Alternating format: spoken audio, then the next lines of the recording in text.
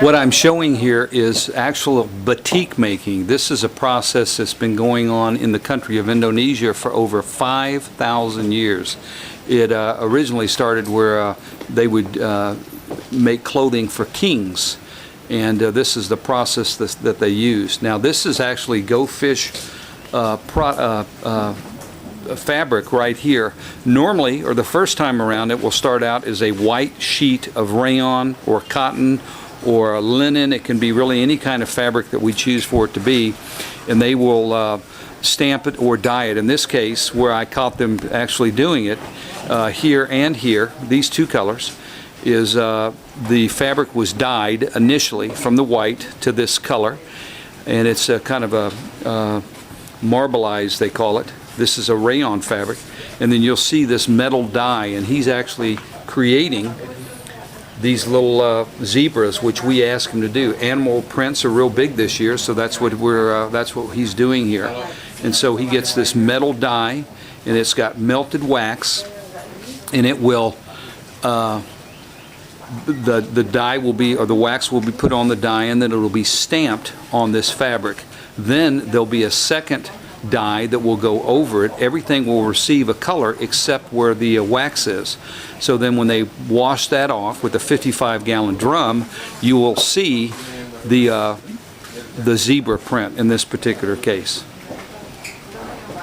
Very interesting process. As I said, it's over 5,000 years old.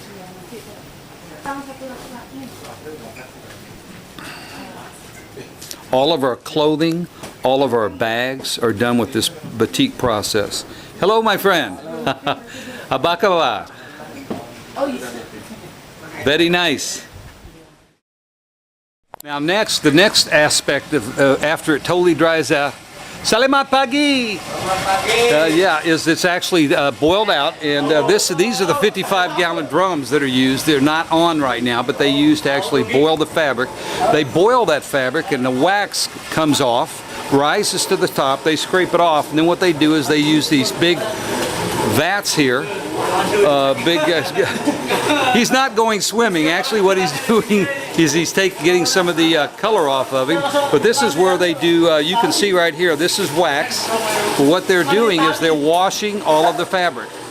This is where all of the fabric is being washed.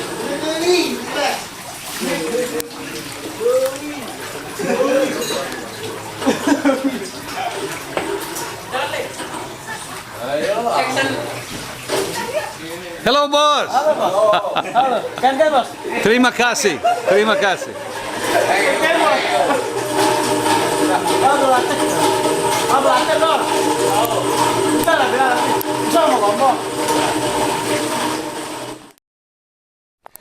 The next process in the batiking is they bring it out here in the sun, and what they've done is after they've stamped it, if you'll notice, you'll see in this particular case, all the dots, that is actually wax from batik that was stamped on there. Now they're putting several different colors on this fabrication, and this is just dirt. It's just a dirt ground.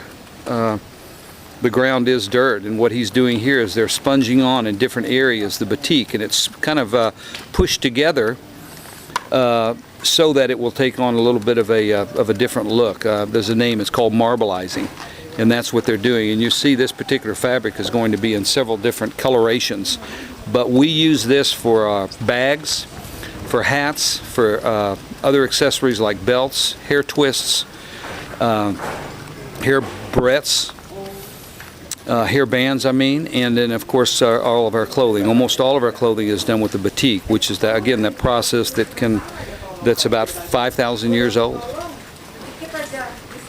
Very interesting. And this is where it's done. It's done all right here.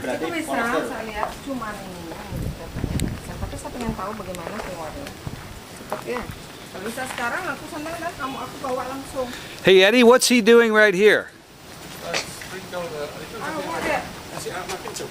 What is that, kind of a water glass? Well, what does that mean, water glass? To make it a little bit shiny. Shiny, so that'll stay on there. I mean, yes. Now. Like this. Yes. Oh, okay. Look like this. Oh, yeah. Water glass already. Oh, so it'll just kind of melt on there, Melt on and then and it'll sit out in the sun for several hours, and the sun will dry it out, and then it'll just kind of stay on there forever, actually, for a long look at time. this. The motif is shining out. Yeah, yeah, the motif will really stand out. Here's some fabric that's totally finished. Oh, beautiful. That's how many?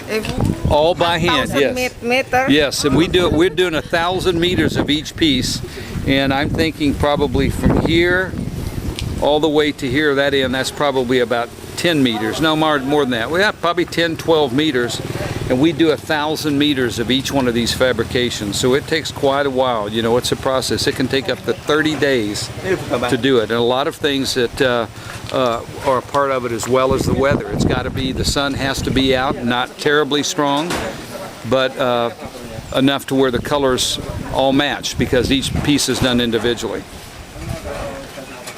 I just find that very interesting right there. Again, it takes about 30 days to do this, to make 1,000 yards of this fabric. What's this called again, Eddie? It's called water glass, and it's some sort of a, I don't know what it is, but it's going to stay right there.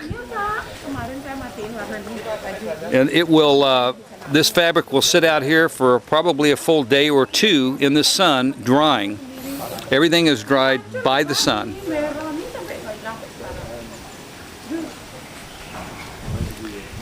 And then they'll put it in these, which I hope to show you, a 55-gallon drum of hot boiling water, and that will melt off the wax, those little dots of wax. It will melt all of that off, and I'm sure it'll melt off any other residue or things that don't need to be on there.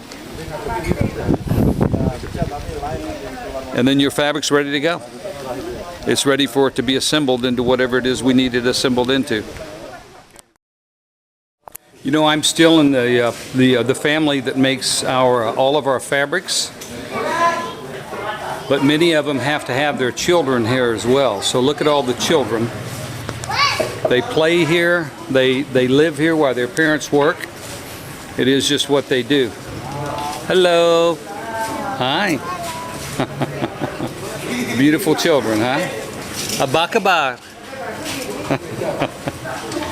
But here are all the kids playing amongst all of this.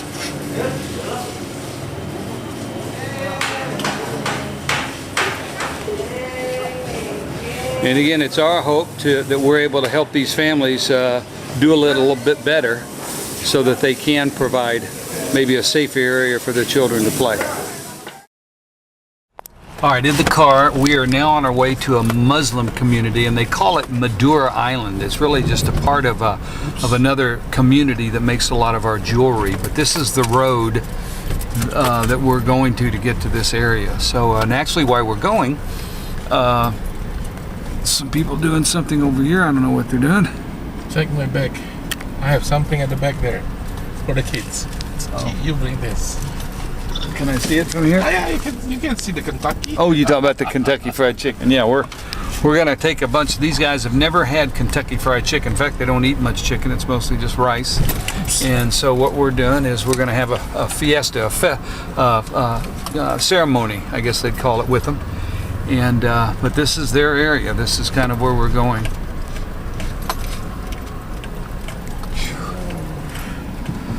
This is their homes. People that make a lot of our jewelry, they live right in here.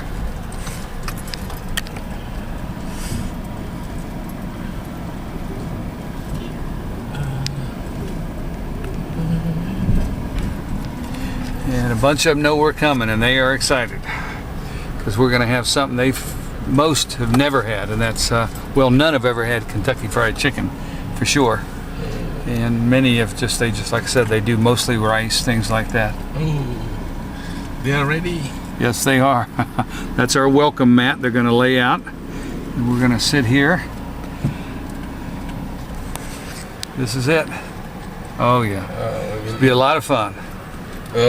This is where all of our jewelry's made, guys, in Indonesia. We eat with the duck. Oh yeah.